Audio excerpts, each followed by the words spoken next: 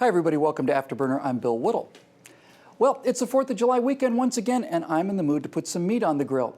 So as a special nod to those awful people who want to bring politics into every single thing, I thought we might spend just a few minutes of the holiday to take a look at the sordid history of the Democratic Party, which has been, if you'll pardon the racist expression, whitewashed by our friends on the mentally, emotionally, historically, factually, and honestly challenged left side of the aisle. Now, since Democrats have done everything in their power to make sure that no one knows the history of the Democratic Party, let's just call this little exercise Pin the Tail on the Donkey. And because I'm a conservative and can operate from a background of, the truth, then let me say right at the beginning that I don't expect you to take my word for any of this. You just be sure to go on out there and look it all up. Okay, here we go. Now, as with the 2016 presidential slate, the Democratic Party is much older than the young Republicans, so let's start pin the tail on the donkey with the first presidential cycle that had a Republican in the race. In 1856, the election was a three-way affair between Democrat James Buchanan, American Party candidate Millard Fillmore, and John C. Fremont, representing the fresh-out-of-the-box Republican Party, otherwise known to Democratic hecklers as the Black Republican Party. That was a racial slur used by the Democrats since the Republican Party was created specifically from disaffected Whigs in order to combat slavery. That's why the Republican Party was formed.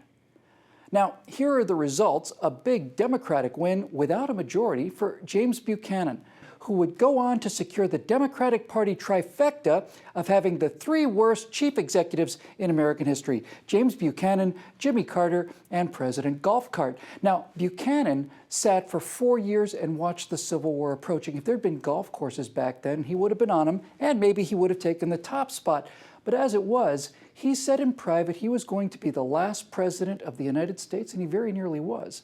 All Buchanan wanted was to survive his term before the shooting started. And so the job of, saving America fell to the next Republican candidate in 1860. Now, what most people don't realize about the election of Abraham Lincoln was that the 7 states of the deep Confederacy had left the Union before Lincoln even took office. Not only did the Republican not carry a single slaveholding state, there were entire counties in the Democratic South where he did not receive a single popular vote, not even one, not even as a joke or a protest. That's because the slaveholding, racist, Democratic states and politicians that had just left the Union to form the Confederacy knew that the election of a Republican president meant the end of slavery in America.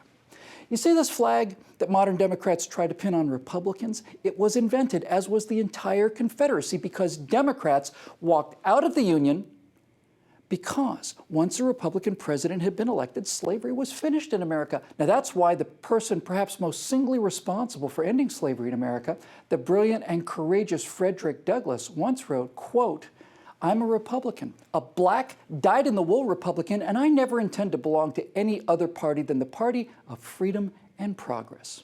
Don't believe me? Look it up. Moving on. In 1864, 1 year after Republican Abraham Lincoln issued his Emancipation Proclamation, the Democrats ran as their candidate George B. McClellan. Now, Lincoln had appointed the little Napoleon to command the Army of the Potomac, march down to Richmond, and end the war. But McClellan, who kept demanding more men, more wagons, more artillery, and more time, never seemed to get around to it, until finally he did, where he was promptly whipped by Robert E. Lee in the Peninsula Campaign. Now, although personally for continuing the war, McClellan bowed to the Democratic Party platform that called for immediate peace with the Confederacy, a move that would have ended the war and also given us 2 countries, one in which their cherished institution of slavery stayed intact. Now, one of the most influential Democratic delegates of 1864 was Clement Vallandigham from Ohio. He had called the Civil War to end slavery, quote, "a wicked, cruel, and unnecessary war," unquote.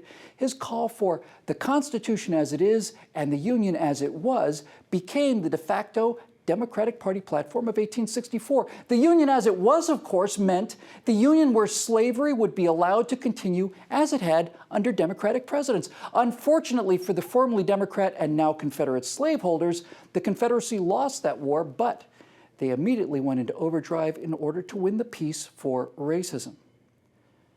I hate to break it to you, But it was defeated Democrats that started the Ku Klux Klan, and it was these same former and then once again Democrats that created, in the years right after the Civil War, two modern institutions: gun control and marriage licenses. Gun control was enacted by Southern Democrats in order to keep guns out of the hands of newly freed black people. And marriage licenses, you know, the idea that the government could tell people who could marry whom, was invented by Democrats to prevent black people from marrying white people. Don't believe me? Look it up. All of those lynchings, those were Democrats. The first black senators and representatives, they were all Republicans, including these two men: Republican Hiram Revels, the first black member of Congress, and Joseph Rainey, who became pro tempore Speaker of the House of Representatives and who received death threats from Southern Democrats for his efforts to suppress the KKK by force. Charming people, these Democrats, aren't they? It was Southern Democrats that wrote the Jim Crow laws that segregated the South in the century after the Civil War, and it was the post-Reconstruction elections of these Southern Democrats that were responsible for colored-only drinking fountains and colored-only cafeteria spaces and all the rest. Now, while it's hard to talk about the history of the Democratic Party without their incessant racism, which continues to this day, let's just very quickly look at Democratic economics. Now, between 1920 and 1921, the United States entered its first actual depression. You probably haven't heard of it because it didn't last very long, and it didn't last very long because a Republican named Calvin Coolidge was president at the time, facing an economic slowdown at least as severe as the one that was to follow a decade later. Coolidge, being a Republican, cut the tax rate from 73%. In a few years, it became 24%. And he slashed federal spending by half. Shockingly, slashing the amount of money businessmen had to pay in taxes gave them more money to spend on their businesses, and that's exactly what they did. They were out of the Depression within a year or so, and the rest of the decade was called the Roaring Twenties because it was the economy that was roaring.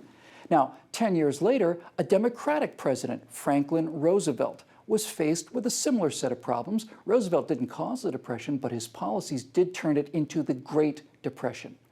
Unlike Republican Coolidge, who cut taxes and federal spending, FDR, the Democrat, raised the tax rate to 94% on the people who had the money to invest in getting businesses back on their feet. That money went to Washington for feel-good public works programs that created no new wealth at all, instead of letting businesses get back to work.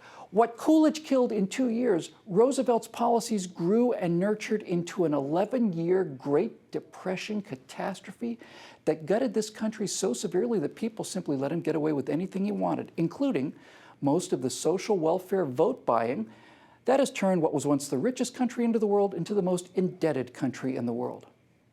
Now, the Donkey Party also got their hooves into the Constitution, and that's not a pretty tale either. I could and have, in fact, done about an hour on each of the three big progressive amendments, but we don't have that kind of time. So, in a nutshell, the 16th Amendment gave us the income tax so that today you can send about half of your money to Democrats in Washington for them to buy votes with.